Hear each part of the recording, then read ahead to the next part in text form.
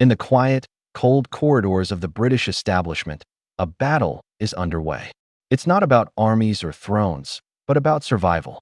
While the world is fixed on Sarah Ferguson, the former Duchess of York, and the spectacular collapse of her public life, a different drama is playing out behind the scenes.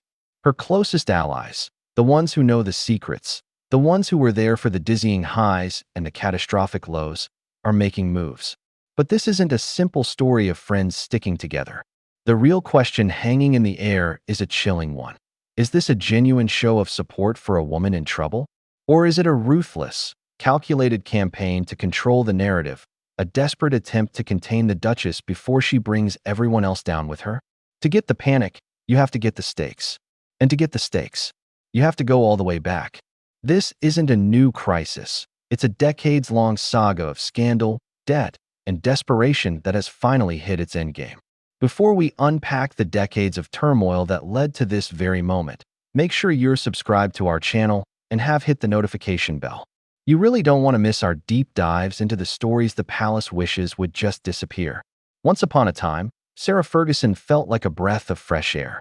In the stiff, formal atmosphere of the 1980s royal family, Fergie, with her loud laugh and fiery red hair, seemed like a modern fairy tale come to life. She was the fun-loving commoner who had charmed a prince, and for a short, shining moment, the public loved her for it. But fairy tales have a nasty habit of becoming cautionary tales, and the cracks in the House of York's public image started showing with alarming speed. The main problem, the one that would define her entire life, was money. Or, more accurately, the lack of it. Dropped into a world of unbelievable wealth, the Duchess was expected to keep up a royal lifestyle on an allowance that just couldn't cover it. Her spending became a tabloid obsession.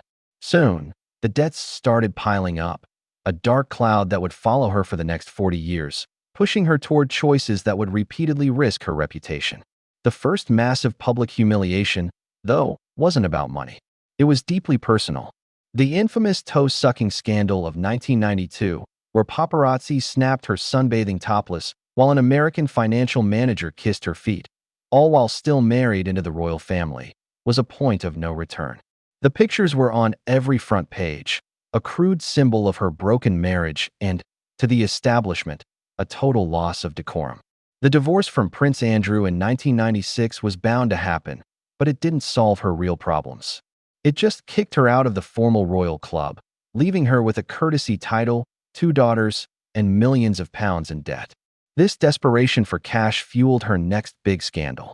In 2010, the world learned about cash for access. In a legendary sting by an undercover reporter, Sarah Ferguson was caught on camera appearing to offer access to her ex-husband, Prince Andrew, who was then a UK trade envoy. For £500,000, she promised to open doors. "Look after me," she was filmed saying, "and he'll look after you." The fallout was instant and brutal. She gave a public apology, admitting it was a serious lapse in judgment caused by her terrible financial state. But the damage was done. It cemented an image of a woman willing to sell her only remaining asset, her royal adjacent status, for cash. It painted her as reckless, someone whose financial desperation could steamroll any sense of propriety. And it was this very desperation that reportedly led her into the orbit of a man whose name would become a global disgrace, Jeffrey Epstein. The Epstein connection is the one scandal she may never recover from. It's the anchor that has dragged not just her, but the whole House of York into the abyss. It's been reported that after the cash for access scandal wrecked her reputation, it was Epstein, a convicted sex offender, who stepped in with a loan to help clear some of her debts. For years, she downplayed the connection. But in early 2026, the full, unvarnished truth began to surface with the release of new Epstein files. Now, being named in the documents does not mean wrongdoing.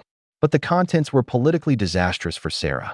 Reports claimed that emails showed warm exchanges and a continued association long after his conviction for sex crimes was public knowledge. These revelations hit at the worst possible moment. Her ex-husband, Andrew, had already been forced to give up the freedom of the city of York in 2022. Then, in February 2026, he was questioned by police in connection with allegations of misconduct in public office over claims he shared confidential trade information with Epstein. The collateral damage for Sarah was swift. Reports began to surface that some of her companies were being wound down and that her charity, Sarah's Trust, was closing for the foreseeable future. Then came the official rejection. On March 26, 2026, the City of York Council met for one reason. They voted unanimously to strip Sarah Ferguson of the freedom of the city, an honor shed held since 1987. The council leader said flatly that anyone who continued to associate with Epstein after his crimes became widely known didn't deserve the honor. It was a public shaming, a formal declaration that she was no longer a person of distinction, but a figure of disgrace. The fairy tale was over. Isolated, her name was now irrevocably tied to one of the ugliest scandals of the 21st century. Which brings us back to today. With her reputation shredded, where is her inner circle? The title of this video says they're rallying around her. But the truth, according to insider whispers, is far more complicated and a lot more tense. This isn't a support group, it's a crisis management team, and their number one client might just be themselves. The most important members of this circle are, of course, her daughters, Princess Beatrice and Princess. This isn't just about keeping the family peace. It's about their own survival in the royal institution. One source claims the sisters feel like hostages, terrified that if their mother goes rogue, they'll be the ones to pay the price. The rumor mill says they've been advised to keep their distance from their parents to protect their own standing. There are even whispers they weren't invited to Royal Ascot this year. For Beatrice and Eugenie, this is less a rally and more a desperate plea for their mother to choose their future over her own potential for revenge or a payday. Beyond her daughters, the inner circle gets a bit hazy. These are the friends and associates who have been with her for years. We see glimpses of them. Her sister Jane is a constant support, and there are even rumors that friends like Priscilla Presley offered her a place to stay. Yet, these acts of kindness are happening in private. Publicly, it's crickets. No big names have stepped up to defend her. No one is on TV explaining her side of the story.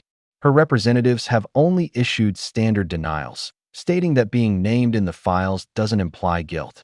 This looks a lot more like a containment strategy than a rescue mission. The circle has closed ranks not to project strength, but to stop more toxicity from leaking out. They're hiding her, not holding her up. So, is this about genuine support or self-preservation? You could argue they're trying to protect her. Some insiders claim her friends are worried about her mental state, and that steering her away from a self-destructive memoir is an act of care. But the evidence for the control argument is much more compelling. The ticking time bomb is the memoir. For months, rumors have swirled that publishers are dangling seven-figure offers for her story. For a woman facing financial ruin again, that would be hard to resist. And for the royal family, that book would be a Category 5 hurricane. As one royal expert noted, Sarah Ferguson knows where the bodies are buried. She was Princess Diana's confidant. She had a front-row seat to decades of palace drama. A tell-all from her could make Prince Harry's spare look like a bedtime story. This is why the inner circle's actions look less like a hug and more like a muzzle. They aren't just trying to save Sarah, they're trying to save themselves from what Sarah might do next. Her daughters fear being shut out of the only life they know. Her powerful friends have every reason to want her to stay quiet. An unconfirmed report even suggests she's being quietly warned. Agree to stay silent, and your life will be secretly funded. Speak out and unleash hell. This is the grim reality. The rally looks more like a campaign of containment. The support feels like a strategy of suppression. The goal might not be to comfort a disgraced woman, but to neutralize a live wire before she starts a fire that burns them all. The story of Sarah Ferguson has been a long, slow-motion tragedy played out for the world to see.